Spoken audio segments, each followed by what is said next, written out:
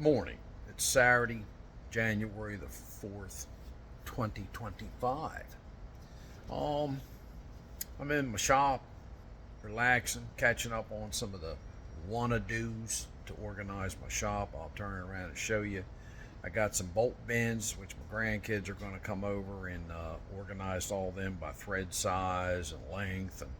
But I'm doing my accessory, like fuses, all that. Here, I'm going to show you. So I got this for, I think, $150. It's a real nice one. It's a hydraulic crimp kit, but that's not what I'm using it for. I got that already. See, like, that's chainsaw stuff. Special connectors, right? Like piggybacks, but there you go. Tees. That's for my label maker, right here. I got that. So I'm getting organized.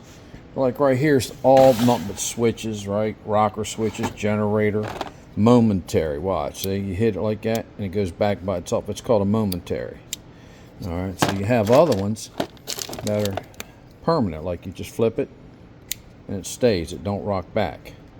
Still called a rocker switch. But, all right, and then there's the old knife switch, right? A lot of y'all put that on your batteries for draining.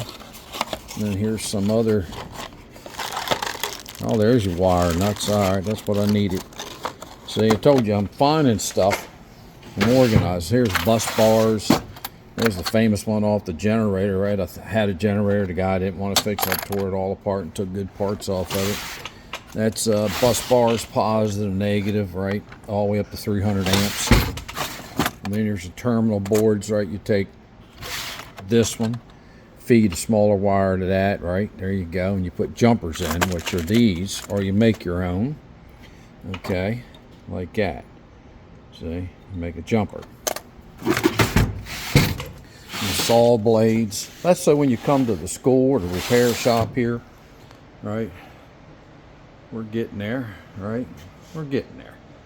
All right, I think it's 27 degrees out, and it's, not to get off the subject, but it's what?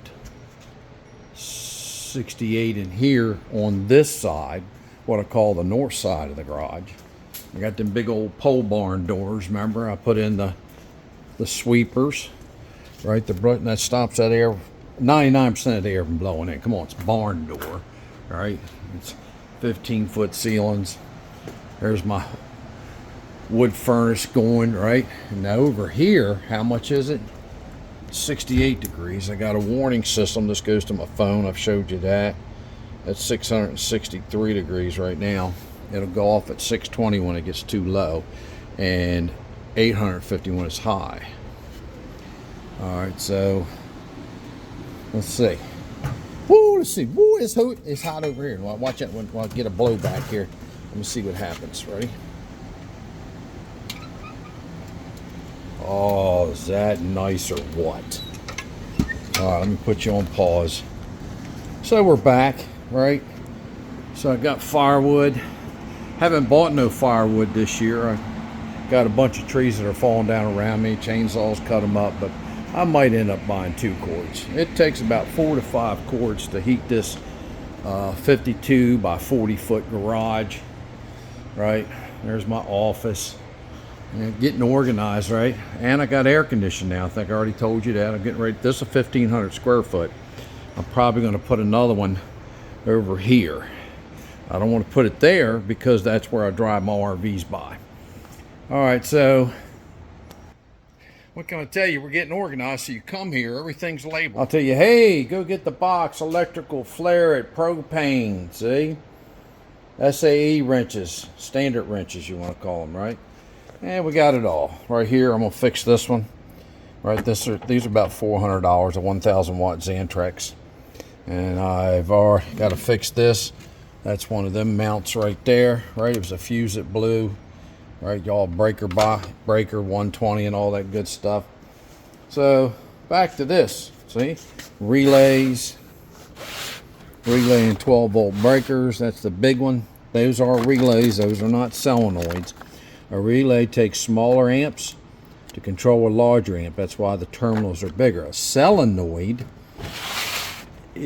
electrical energy into a mechanical movement like a starter Bendix or a fuel injector. Well, we can argue that point all day long. When I'm troubleshooting with you, you're going to call it a solenoid, and you're going to show me a picture of it or a video or live stream and like, hey, that's a relay, but let's get going troubleshooting it. All right, so then we got extra parts. I got all kind of boards here for heaters. They ain't labeled yet because I'm not sure I'm going to keep them right in here right now. But right now, that's where they're at.